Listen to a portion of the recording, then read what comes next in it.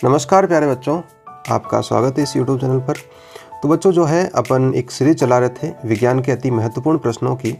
तो उसमें आज क्लास 10th के लिए आपका जो अध्याय 6 है नियंत्रण एवं समन्वय, उसका पार्ट 2 को अपन कुछ देखेंगे। उसमें इम्पोर्टेंट जो क्वेश्चन है उनको देखेंगे और आपको क्वेश्चनों को सुनना है अच्छे से और साथ में याद भी करना है और उसके बाद में पेन कॉपी लेकर उसको लिखना भी है। ठीक है, पहला क्वेश्चन आपका ये है कि अवटु ग्रंथि को थायरॉक्सिन हार्मोन बनाने के लिए क्या आवश्यक है, मतलब किसकी आवश्यकता है।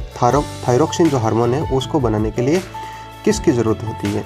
अवटु ग्रंथि जो है वो बात करें तो अपने गले में होती है। तो यहाँ पर पहला ऑप्शन सोडियम, पोटेशियम, आयोडीन और मैग्नीशियम। तो अपना जो आंसर है वो क्या हो जाएगा बच्चों, आयोडीन हो जाएगा। अवटु ग्रंथि को थायरॉक्सिन हार्मोन बनाने के लिए आयोडीन की आवश्यकता होती है। इसीलिए आपको पता हो तो जब अपन इस प्रकार बोलते हैं कि जो खाने में जो है वो आपका आयोडीन युक्त नमक होना चाहिए। तो बच्चों यहाँ पर 2-3 और चीज़ें आ रखी है।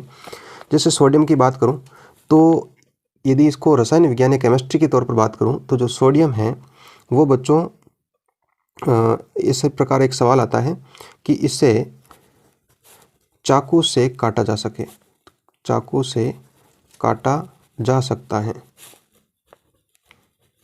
ये धातु होते हुए भी इसको चाकू से काटा जा सकता है। ठीक है, दूसरी बात है बच्चों, इसको जो है वो कभी भी पानी में नहीं रखा जाता है, इसको केरोसिन में रखा जाता है। ठीक है, केरोसिन या फिर उसको बोलते हैं बच्चों मिट्टी का तेल। ठीक है, अति क्रियाशील होता है। अच्छा, एक क्वेश्चन आपका इस प्रकार से भी आता है कि निम्न में से कौन सा जो धातु है वो अति क्रियाशील है। तो बात करेंगे वहाँ पर सोडियम। ठीक है, तो इसे चाकू से काटा जा सकता है, केरोसिन या मिट्टी के तेल में इसको रखा जाता है। पानी के साथ में इसलिए नहीं रखा जाता है क्योंकि अत्यधिक क्रियाशील होने के कारण ये पानी के ऊपर जब यदि इसको पानी के ऊपर अपन डालेंगे तो पानी के ऊपर इसे नाचने की तरह इस प्रकार हो जाएगा और ये पानी के साथ आग पकड़ लेगा। ठीक है, तो ये ध्यान रखना है। अगला बात करें जैसे मैग्नीशियम की, तो यदि पौधे की पत्तियों को जलाते हैं तो पीछे जो राख बचती है उसमें आपका मैग्नीशियम शेष रहता है। तो इस प्रकार के कुछ छोटे छोटे क्वेश्चन हो तो वो पूछ सकता है अपन को।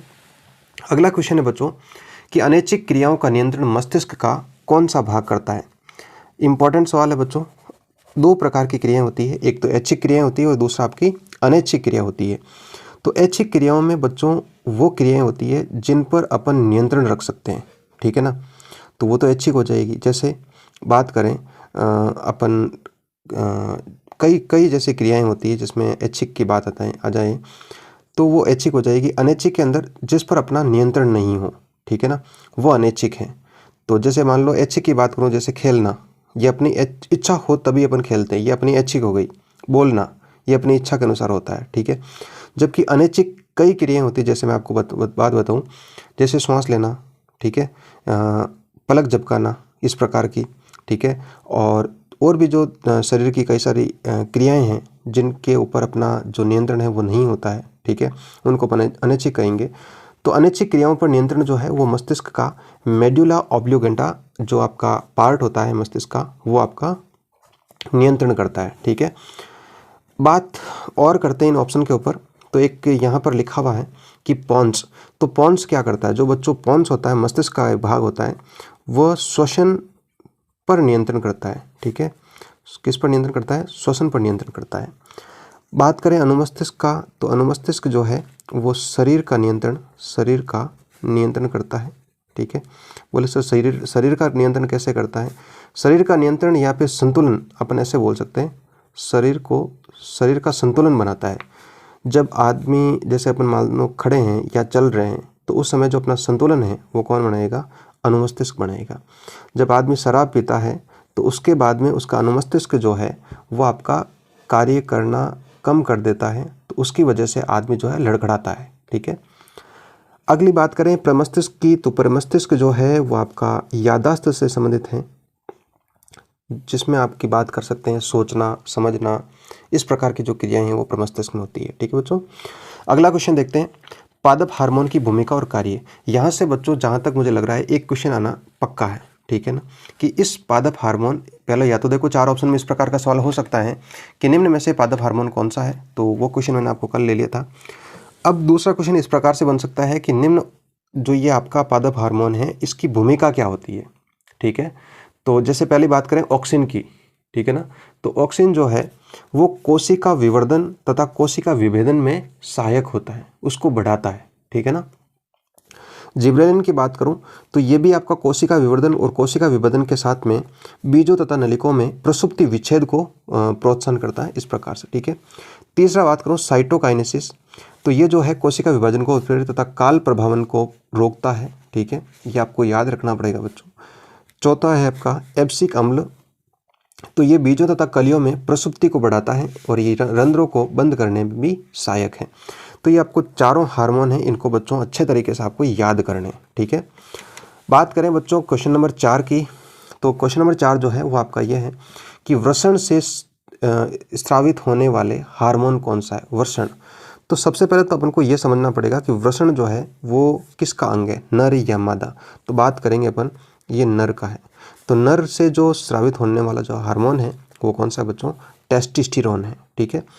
दूसरे ऑप्शन की बात करें तो जो एस्ट्रोजन है वो आपका अंडाशय से स्रावित होता है और ये मादा से होता है, ठीक है, तो याद रखना है आपको।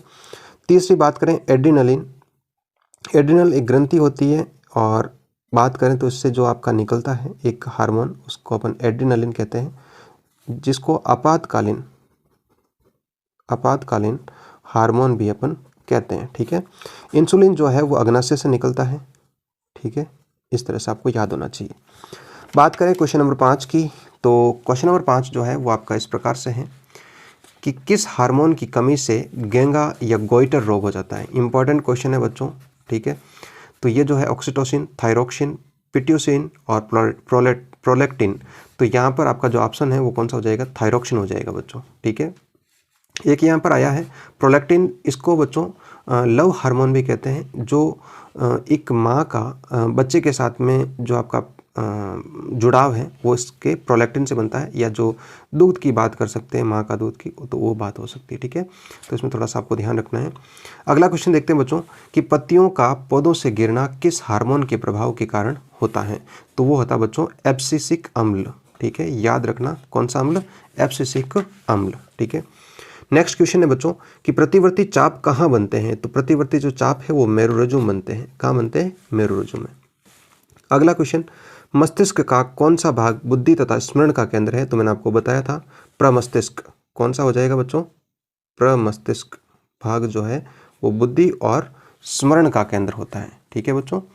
एक क्वेश्चन और लेते हैं, जैसे यहाँ पर कि कौन सी अनैच्छिक क्रिया है। तो यहाँ पर लिखना है, कूदना है, थूकना है, पलक झपकाना है। तो बच्चों लिखना, कूदना और थकना तीनों अपने नियंत्रण में है, लेकिन पलक झपकाना अपने नियंत्रण में नहीं है। तो ये आपकी कौन सी हो जाएगी, अनैच्छिक क्रिया हो जाएगी, ठीक है बच्चों। 2-3 अपन इसकी जो रिक्त स्थान है वो भी लेते हैं।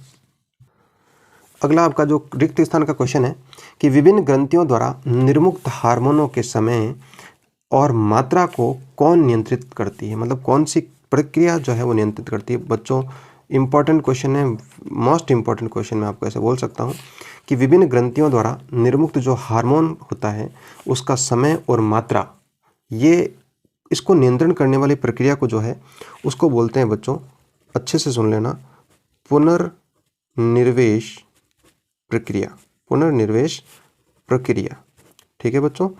तो अच्छे से याद रखना है आपको, पुनर्निर्वेश प्रक्रिया। अच्छा सवाल है। अगला जो है बात करें कि केंद्रीय तंत्रिका तंत्र रिक्त स्थान तथा से बना होता है, बना तंत्रिका तंत्र केंद्रीय तंत्रिका तंत्र कहलाता है। तो अपने से सीधा ये यहाँ पर यही पूछ रहा है कि केंद्रीय तंत्रिका तंत्र जो है वो किससे बना होता है। तो बात करें यहाँ पर, एक तो आपका मस्तिष्क होता है उसमें, ठीक है, और दूसरा होता है मेरुरज्जु, ठीक है, अच्छे से इसको याद रखना है, मेरुरज्जु। अगला क्वेश्चन एक और है कि प्रतिवर्ती क्रिया में अपनाया गया जो मार्ग होता है उसको अपन क्या बोलते हैं बच्चों, तो प्रतिवर्ती चाप कहते हैं। कौन सा करते हैं, प्रतिवर्ती चाप।